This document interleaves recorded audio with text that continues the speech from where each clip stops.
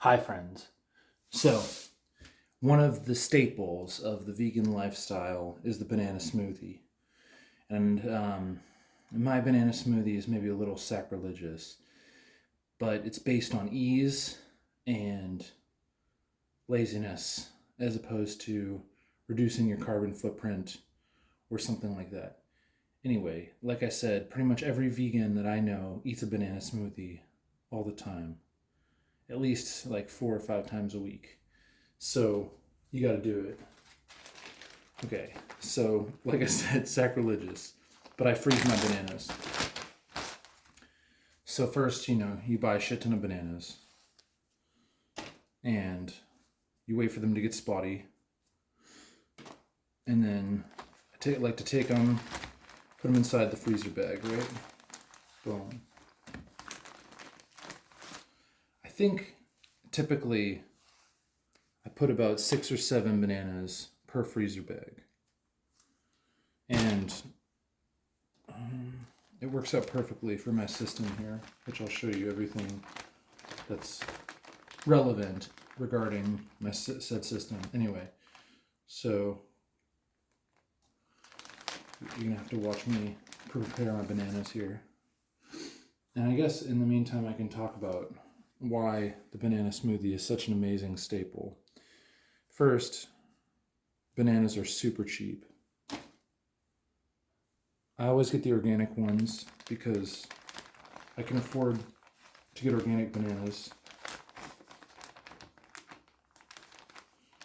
Conventional bananas are a lot cheaper, but they're already so cheap. To me, it doesn't make sense to not get organic. And with other things like those strawberries I got recently, the organic ones were, I think, 2 to 3 times as expensive as the quote-unquote conventional. Isn't it funny that they consider pesticide-laden fruits conventional? I guess it is modern convention, but if you think about historic convention, growing things organically without pesticides would have been historic convention, of course. So I'm getting there.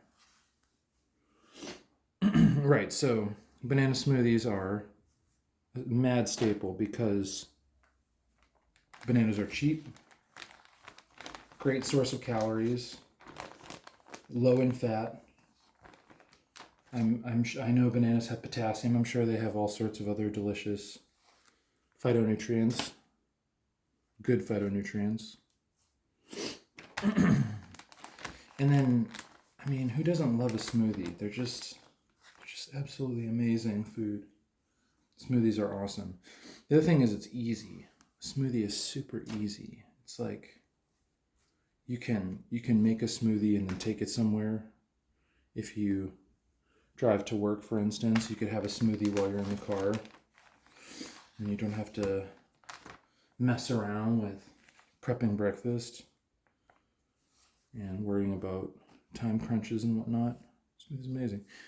In Texas, it's hot all the time, so smoothies.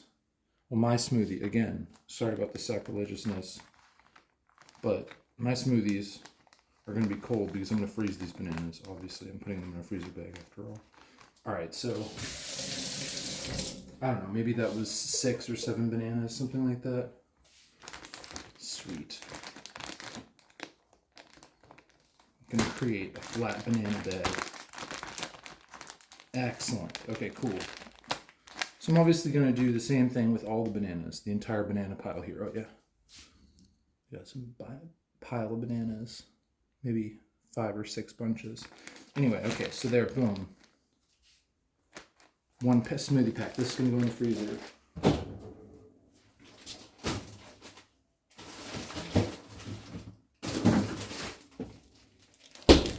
Here's one I made a couple of days ago, right? 5 or 6 bananas, frozen beautifully.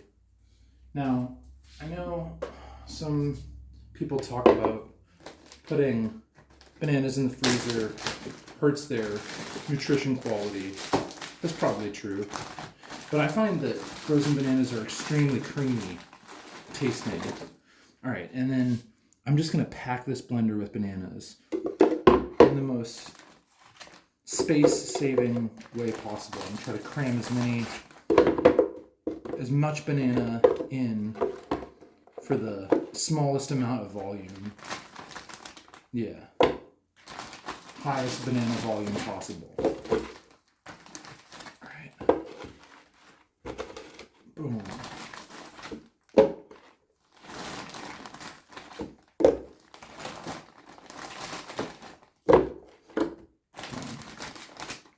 Sweet. And I'm going to use this as a garbage bag for all of the banana peels.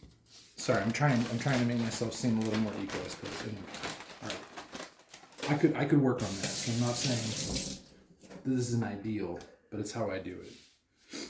All right.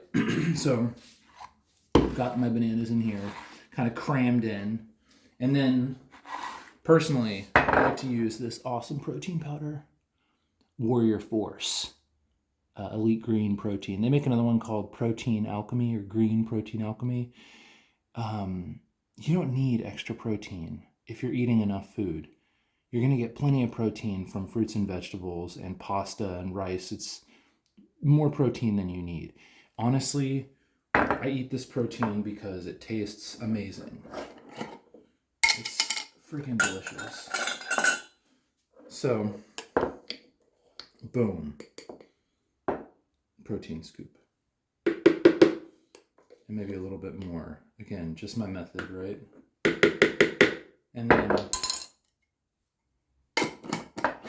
obviously you need water, right?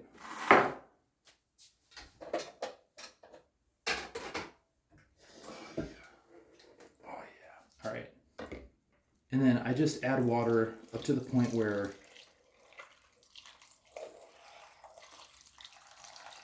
the bananas are just peeking through the water level. Like so. Boom.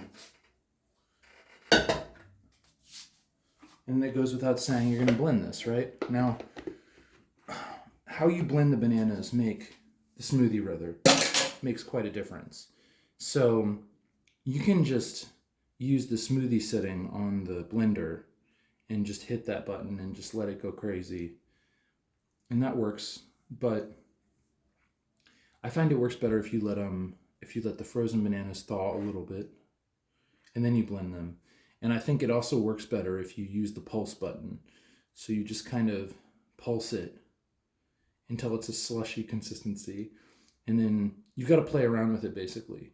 And I recommend playing around with the pulse function. When I started doing that, the smoothie consistency turned out really good.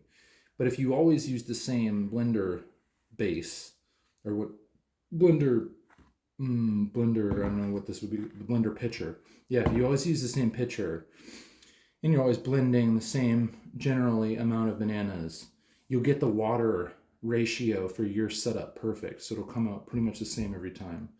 And yeah, I absolutely love it. Now, you really want to get either a Blendtec blender or maybe a Vitamix blender. If I could do it over again, I'd probably get Vitamix because I feel like the Vitamix gives you an even more perfect consistency, a homogeneous consistency of smoothie. But the Blendtec's awesome as well. And the main reason it's awesome is because the blades in the bottom of this thing aren't sharp at all. It just like pulverizes. It pulverizes the fruit instead of cutting it. So when you want to clean this thing, you can just put the sponge down there and just, like I said, easy, easy, easy. Anyway, hope you guys are having a great day, and I'll see you later. Bye.